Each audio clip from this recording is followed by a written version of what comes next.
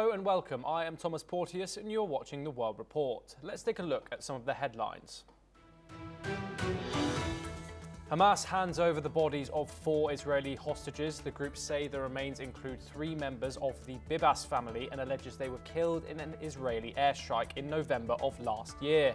Meanwhile, Israeli forces report the killing of 3 Palestinian militants in the occupied West Bank, heightening tensions in the region. US President Donald Trump labels Ukrainian President Volodymyr Zelenskyy a dictator and calls for elections in Ukraine, drawing rebuke from other world leaders. This comes while Zelenskyy accuses the US president of falling for Russian disinformation. Meanwhile, a US envoy has arrived in Kyiv as Russian airstrikes cut power to nearly 160,000 residents in Odessa.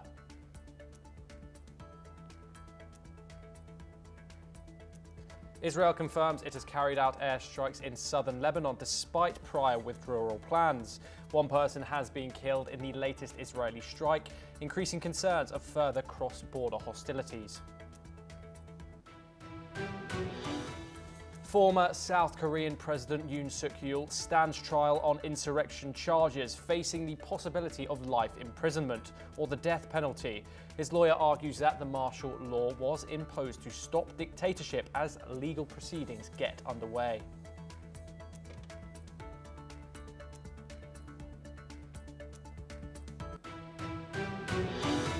US President Donald Trump has yet again taken aim at Ukrainian President Volodymyr Zelenskyy.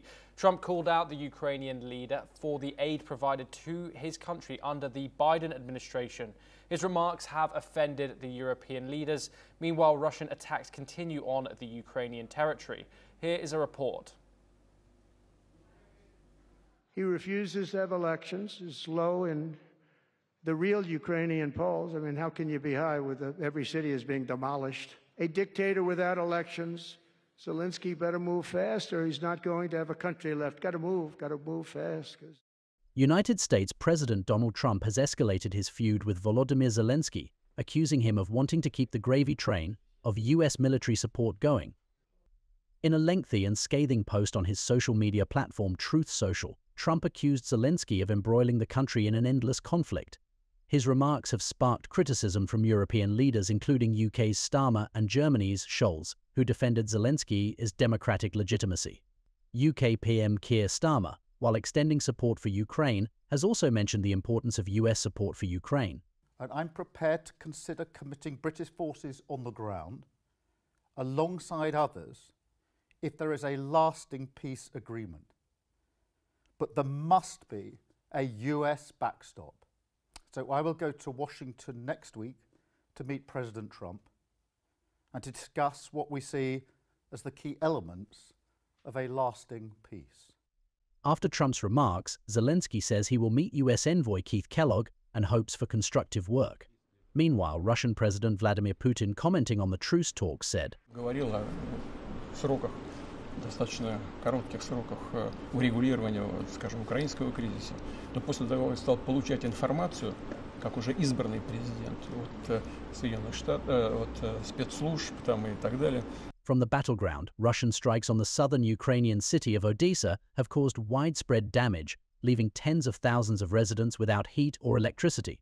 According to President Zelenskyy, the latest attack has impacted approximately 160,000 people. The strikes have also affected essential facilities. The war now lies on the crossroads between coming down to a truce or a devastating ending. Bureau Report, NewsX. Now let's move to some news updates from South America. Charlotte Alice Peete, a 32-year-old British freelance journalist, has been missing in Brazil since February the 8th, 2025. She last communicated with a friend from Sao Paulo before planning to travel to Rio de Janeiro.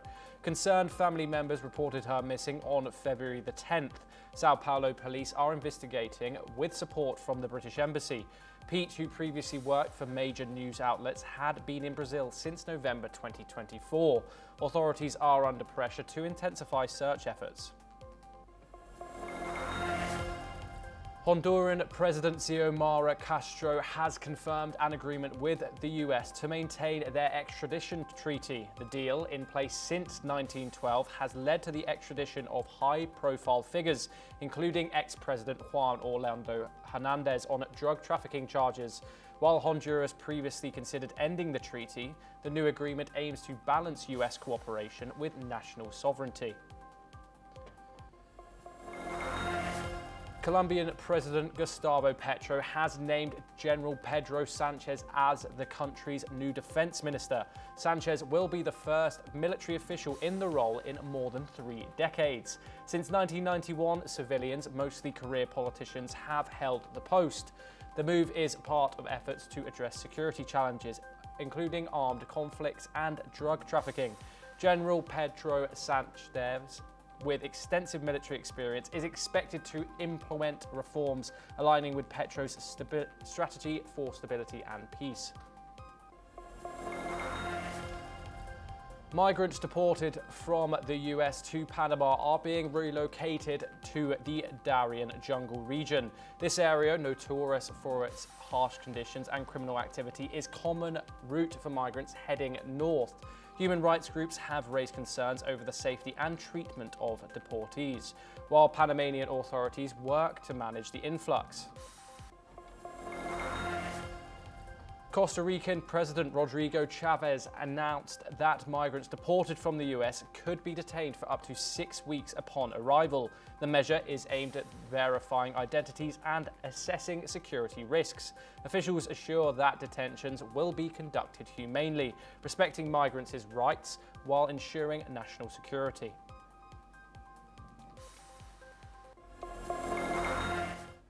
Hamas has released the required 4 Israeli hostages' bodies. The remains were transferred to the International Committee of the Red Cross in Gaza, and Israeli authorities confirmed their identities. The bodies will be examined. Israel will release more Palestinian prisoners in return, including those who are responsible for attacks on Israelis. Despite this devastating loss, further release negotiations continue, and the ceasefire is to expire in early March. Hamas has handed over the bodies of 4 Israeli hostages, including Shiri Bibas, 33, her sons Ariel and Kayafia, aged 4 and 9 months, and Oded Lifshitz, 84, all taken during the October 7th Hamas-led attack on Israel. The bodies will undergo forensic testing to confirm their identities. Hamas claims the hostages were killed in Israeli airstrikes during the Gaza war. This marks the first such handover of bodies during the ongoing conflict, with Israel expected to release over 600 Palestinian prisoners in exchange. The remains were transferred to Israel after a ceremony near Khan Yunis, Gaza, with large crowds present. This is part of an ongoing ceasefire agreement between Israel and Hamas, which has seen several prisoner swaps. Israeli media did not broadcast the event. Prime Minister Benjamin Netanyahu considered participating in the proceedings on the Israeli side of the Gaza border as the bodies of the 4 slain hostages were returned this morning, and security arrangements were being put in place last night to enable this. Late last night, however, it was decided that he would not attend. The conflict remains unresolved, with 59 hostages still in Gaza and further negotiations yet to begin. The current ceasefire is set to end on March 2nd, 2025. Bureau Report, NewsX. We will now take a look at some news updates from Europe. Nigeria's museum chief confirmed that the Netherlands will return 119 Benin's bronzes looted by British troops in 1897, marking the largest reparation of these artifacts. The treasures held by the Dutch Wereld Museum for decades include figurines, tusks, and sculptures of Benin rulers. Dutch officials said the moves helps redress historical injustices following Germany's 2022 return of over 20 bronzes. Germany's conservative frontrunner Friedrich Merz called for a strong mandate to tackle immigration and economic issues, warning of a rise in far-right populism. Merz stressed the need to curb migration and revitalise the economy to prevent the Alternative for Germany party from gaining more ground. At a pre-election meeting, Germany's Young Conservatives voiced strong support for CDU leader Friedrich Merz, praising his plans to tackle immigration and revitalize the economy. Many Generation Z voters now show a shift towards the CDU and even the far-right AfD as issues like migration and economic stability take center stage. Experts suggest social media, including TikTok, has influenced this shift, with the AfD making strong inroads among younger voters. Google has agreed to pay €326 million to settle a tax dispute with Italian authorities over unpaid taxes for the years 2015 to 2019.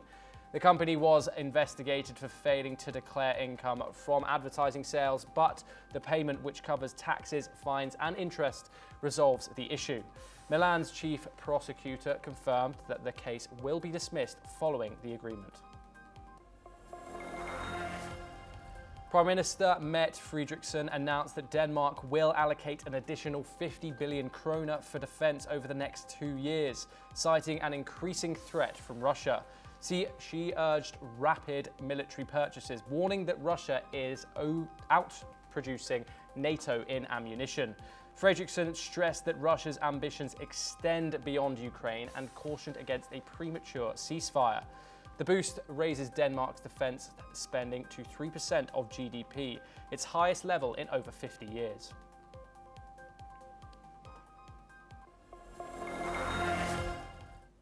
Days after Israel partially withdrew from Lebanon following a ceasefire agreement, one person was killed and 2 others were injured in fresh Israeli attacks in southern Lebanon, further heightening tensions between the two countries. Here is more on the story.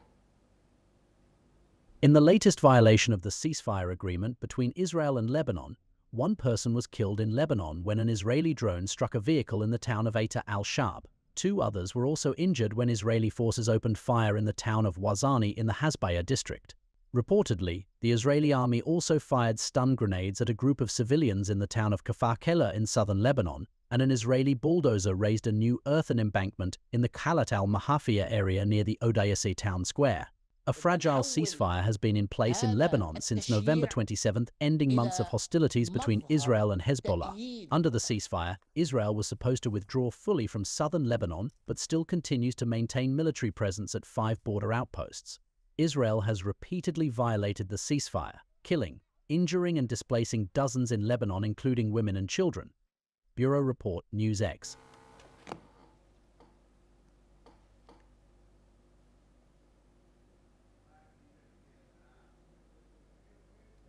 Let's now take a look at some news updates from the Indo-Pacific. Hundreds of Chinese workers are being returned from Myanmar's online scam hubs as the priorities move to close down illegal operations. 600 Chinese nationals will be repatriated over the next 3 days through flights from Thailand.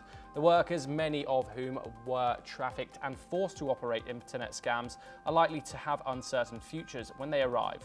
Myanmar's junta has also promised to deport 10,000 people linked to these operations.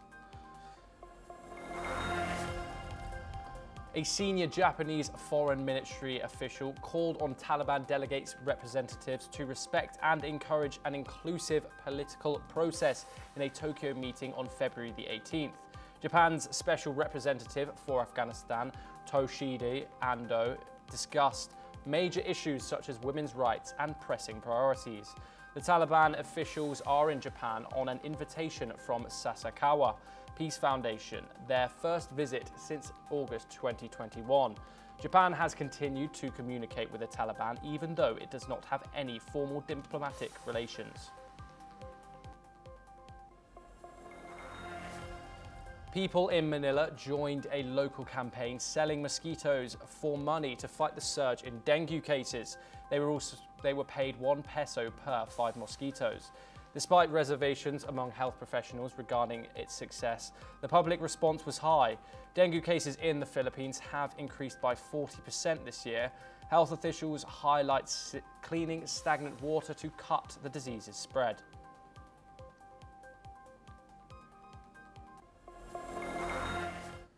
South Korea's impeached President Yoon Suk Yeol has appeared in court for the first hearing of his criminal trial on insurrection charges. Prosecutors say Yoon's short-lived martial law declaration was an attempt to seize power, while his lawyers argue that it was meant to prevent political deadlock. The Constitutional Court is also reviewing his impeachment, with a decision looming on his removal. If convicted, Yoon faces life in prison or even the death penalty. Let's take a look at more in this report. South Korea's impeached President Yoon Suk Yeol appeared in court for the first hearing of his criminal trial over insurrection charges, with his lawyers pushing for his release. Prosecutors accuse Yoon of leading an unprecedented insurrection by imposing martial law on December 3rd, a move that shocked the nation and led to widespread political turmoil. His decree sought to ban political and parliamentary activity while controlling the media, triggering the impeachment of the Prime Minister and the indictment of top military officials. Yoon's lawyers argued the investigation was conducted illegally and that he posed no risk of destroying evidence, while prosecutors urged swift proceedings due to the case's gravity. The Constitutional Court is separately reviewing Yoon's impeachment, with a final decision expected on whether he will be permanently removed or reinstated. If convicted, Yoon faces the possibility of life in prison or even the death penalty, making this one of South Korea's most significant political trials. Yoon claims his martial law declaration was only a warning against what he called a legislative dictatorship by the opposition, not an attempt to paralyze the country. Bureau Report, NewsX. Let's now take a look at some news updates from across North America. The United States has designated 8 Latin American criminal and drug trafficking groups as global terrorist organizations. Secretary of State Marco Rubio has said in a filed notice that the groups are a risk. He says that they have committed acts of terrorism that threaten the security of the country's nationals. The names of the 8 groups have also been mentioned in the notice. US Secretary of Defense Pete Hegseth has ordered a swift review of the Pentagon budget. Reports say that he is seeking cuts worth 8% of total spending over the next 5 years. He intends to fund higher priority defense projects and support warfighters. 17 specific areas will be exempt from cuts, including nuclear modernization and one-way attack drones. US District Judge Leo Sorokin has blocked US President Donald Trump's executive order seeking to terminate birthright citizenship. The challengers have argued that Trump's executive order violates the citizenship clause. By giving this judgment, Sorokin joins federal judges in Maryland, Washington, and New Hampshire, who already have issued injunctions blocking Trump from enforcing the birthright citizenship executive order. Mexican President Claudia Sheinbaum has said that US drone flights over Mexican territory were part of a collaboration with the US government. In a press conference, she said that there was nothing illegal about it. According to Sheinbaum, these flights are part of a coordinated operation between governments and have been for many years. She added that the legal framework of international agencies that fight crime in Mexico was being evaluated. According to reports, Canadian Prime Minister Justin Trudeau feels Ukraine must be part of any talks about its future. This statement came after the US and Russian officials held high-level talks in Saudi Arabia that excluded Ukraine.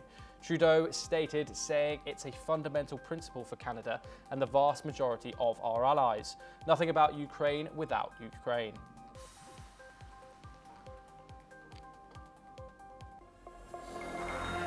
Brazil's former right-wing leader, Jair Bolsonaro, has come out stating that he is a victim of Silva's authoritarian regime. This comes a day after the leader and 34 others were charged with a coup attempt. This goes back to the Brazilian election of 2022. Here is a full update. Brazil's former conservative president Jair Bolsonaro has now accused the ruling party of an authoritarian regime, which is concocting accusations against him. This comes after he was charged with orchestrating a coup bid. The 5 charges against the accused include the crimes of coup d'état, the attempt to violently abolish the democratic rule of law, and armed criminal organization. If found guilty, Bolsonaro could face up to 40 years in prison. Various lawmakers have also responded to the charges, including Brazilian President Luiz Inácio Lula da Silva, who has talked about his faith in the judicial system. Ora, se na hora que o juiz for julgar, chegar à conclusão que eles são culpados, eles terão que pagar pelo erro que cometeram. Que não estamos aqui numa questão de disputa política, vingança, nosso opositor. Não. O que houve é muito sério. Tem a ver com democracia. The charges are based on an 884-page police report accusing the 69-year-old of masterminding a plot to prevent President Luiz Inácio Lula da Silva from taking office after the 2022 elections. According to investigators, the alleged coup plan failed because Brazil's top military leaders did not support it. Bolsonaro is described in the indictment as the head of a criminal organization which attempted to prevent, in a coordinated manner, the result of the 2022 presidential elections from being fulfilled. According to prosecutors, the final attempt to stop Lula from taking power was an attack by Bolsonaro supporters on the presidential palace, Congress and Supreme Court in Brasilia on January 8, 2023. The plan, called Yellow and Green Dagger, was supposed to be implemented on December 15, 2022, but failed. In June 2023, Bolsonaro was also disqualified from running for office until 2030, after making unsubstantiated claims that the electoral system was unreliable. Bureau Report, NewsX. Now let's take a look at some news updates from the world of business. US private equity firm KKR has secured a 57.92% stake in Fujisoft in a fierce battle with rival Bain Capital to take the Japanese software developer private. Both KKR and Bain had upped their bids multiple times, with KKR ultimately prevailing with its offer. Fujisoft's board supported KKR over Bain, prompting Bain to make a hostile bid in December and ramp up its criticism of the board, citing strong concerns and distrust over its handling of the privatization process. Mercedes-Benz plans to increase its profits in its car division to 10% or more after a 40.5% drop in earnings for 2024.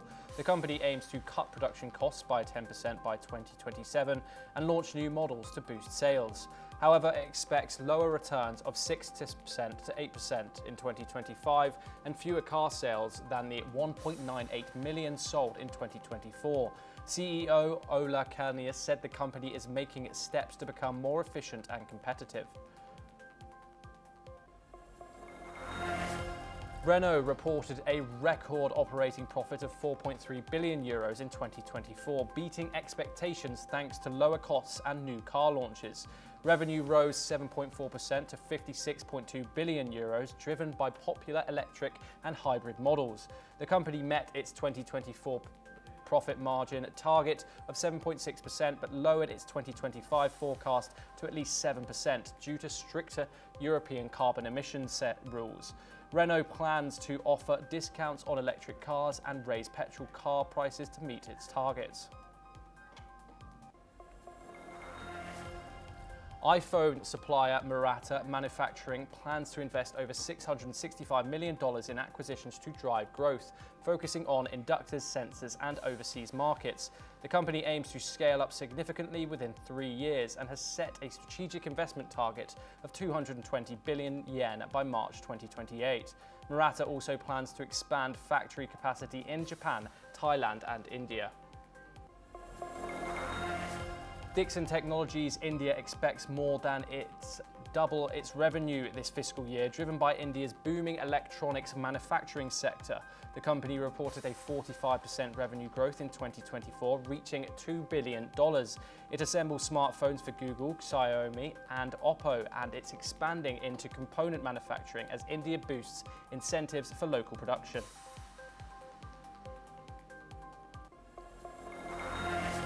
Lenovo reported a 20% rise in third quarter revenue to $18.8 billion, surpassing analyst expectations.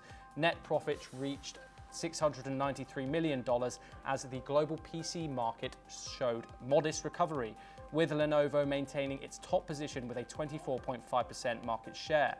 The company is expecting beyond PCs into AI-driven software, services and AI-capable computers, which are expected to make up 25% of shipments by 2025.